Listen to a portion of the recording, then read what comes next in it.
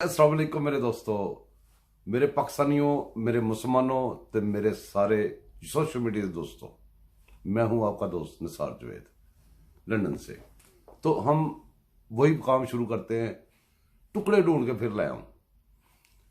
एक पंजाबी शायर थे मियां मोहम्मद बख्श साहब। उन्होंने एक शेर कहा था कि औखी कार फकीरी वाली ते चढ़ सूरी ते बहना, दर दर दे टुकड़े मंगने तब माइये पहने कहना। ये इसकी तफसील तो है, बड़ी लंबी है, यहाँ पे टाइम ज़ाया होगा। मैं आपको बताता हूँ कि ये टुकड़े हम क्यों ढूंढ के लाते हैं। टुकड़े इसलिए ढूंढ के लाते हैं, आपको पता है, बार बार बताता हूँ कि भी ऐसी खबरें जो आपने सुनी होती हैं उसके ऊपर गौर नहीं किया होता, लेकिन वो खबरें बहुत बड़ी होती है। इसलिए हम कोशिश करते हैं ऐसी खबरें जिनके ऊपर तवज्जो दिलवानी ज़्यादा ज़रूरी हो, उसके टुकड़े फिर ढूंढ के लाएं। मेरे दोस्तों, आज हम प्रोग्राम शुरू करने से पहले एक जिक्र जरूर करेंगे, माँ का। जिन लोगों की माएँ जिंदा हैं, अल्लाह पाक उन सब माओं को सेहत और तंदुरुस्ती दे, और जिनकी माएँ चली गई हैं, अल्लाह पाक उनको उनके दर्जात बुलंद करे। माँ एक ऐसी चीज़ है जिसको समझना बहुत ही मुश्किल है।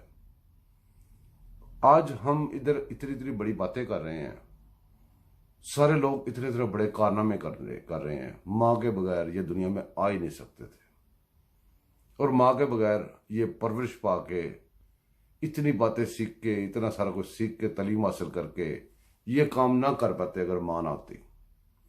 मेरे दोस्तों, एक तस्वीर देखें। इस तस्वीर में एक ऐसी चीज है जिसको एक्सप्लेन करना नामुमकिन है।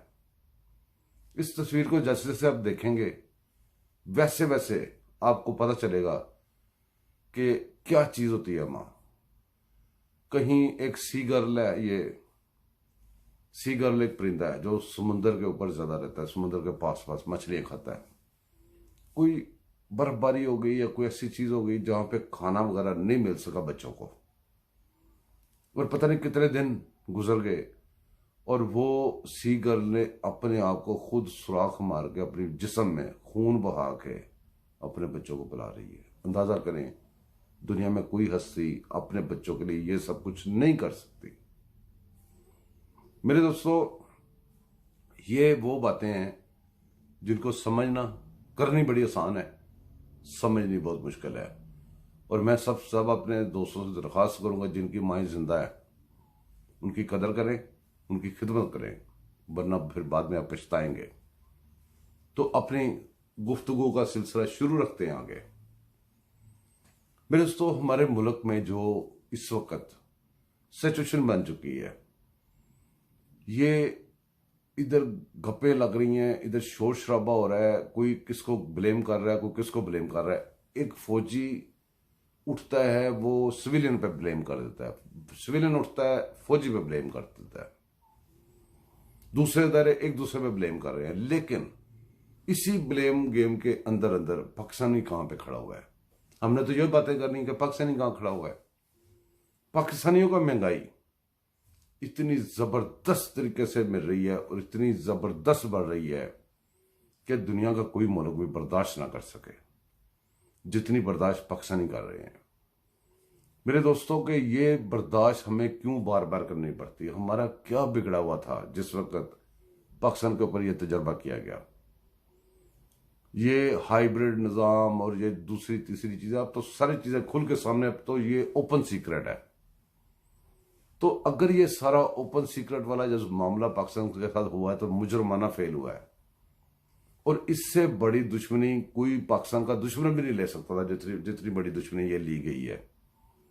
पाकिस्तान के ऊपर बम चल जाते थे तो इस तरह नुकसान शायद ना होता जितना इन लोगों ने इन चक्रों में आके पाकिस्तान का कर दिया हुआ है।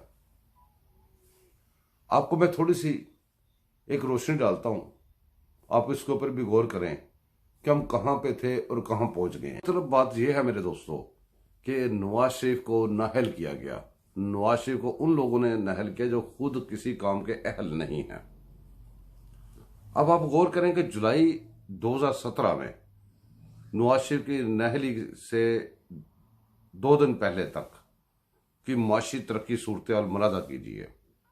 पेट्रोल 66 रुपये, 66 रुपीज, CNG 54 रुपीज, 54 रुपये, डॉलर 100 रुपया, स्टॉक एक्सचेंज 54,000 पॉइंट्स पे, ज़र मुबादला के ज़खायर 24 अरब डॉलर, ज़ेर तमीर मोटरवे 1700 किलोमीटर, बिजली की पैदावार 10,000 मेगावाट, ज़ेर तमीर गैस टर्मिनल 3, मेट्रो 4 शहरों में और ऑरेंज ट्रेन मंसूबे।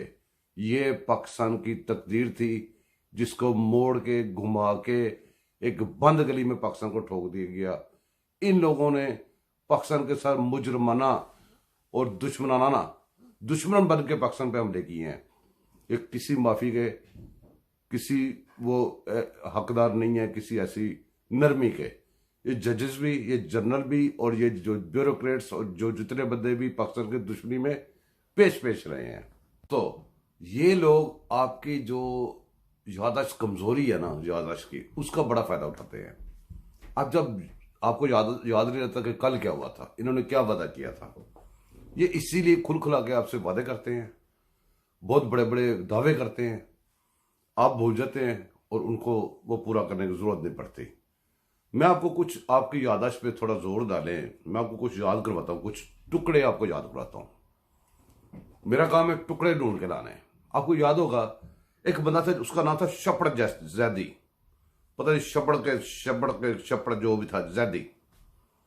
उस बंदे ने टीवी पे बैठ के हमारे मीडिया के ऊपर सबके सामने सरेआम कहा था कि मुल्क दिवालिया हो चुका है। आपको पता है कि वो खजाने के साथ खेलता खुलता भी रहा है, खजाने की जिम्मेदारी भी लेता रहा है। उसने डिक्लेयर कर दिया था कि पाकिस्तान दिवालिया हो चुका है, ये आपको याद होना चाहिए।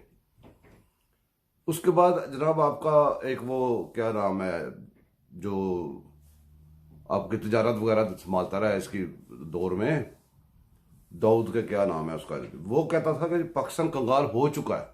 आपको उसका भी याद होना चाहिए। वो बड़े बड़े ठेके लेके डैमों के दाऊद था। एक वो MX6 के पता नहीं किसका वो एजेंट जो है, वो इधर स्कॉटलैंड से क्या हुआ, जो गवर्नर 2 दफा लगा पंजाब का, सर्वर, एक घटिया आदमी, एक नकम्मा और डाकू, कब्जा ग्रुप। बाकी छोड़े, उसने मुझे भी नहीं छोड़ा हुआ, मेरे भी कब्जा किया हुआ है। उस गधे ने यहां पे खड़े होकर कहा था कि IMF के $6 बिलियन कर्ज के बदले हमारा सब कुछ लिखवा लिया है। आपको याद होना चाहिए। किसी को याद है कि सब भूल गए हैं? खैर, मेरे ख्याल में आप भूल गए हुए हैं। अब बात आगे लेके चलते हैं। मेरे दोस्तों, हमारा यहां पे बैठ के सिर्फ ये ढूंढ के टुकड़े लाने और आपके सामने पेश करने का मकसद ये नहीं है कि आपको एक चटपटी चाट एक और दे दी जाए। ये जो मैं बातें कर रहा हूं, लम्हा फिक्रिया है, इसके ऊपर सोचें, गौर करें कि हम पाकिस्तानी हैं, हमारे साथ क्या हो रहा है और बार बार हो रहा है। मोमन एक सुराग से 2 दफा नहीं डसा जाता। हम पता नहीं कितने दफा डसे जा चुके हैं। क्या हम मोमन नहीं है? क्या हम मुसलमान नहीं है? या हमारी पाकीज़गी में कुछ दरार पड़ गई है?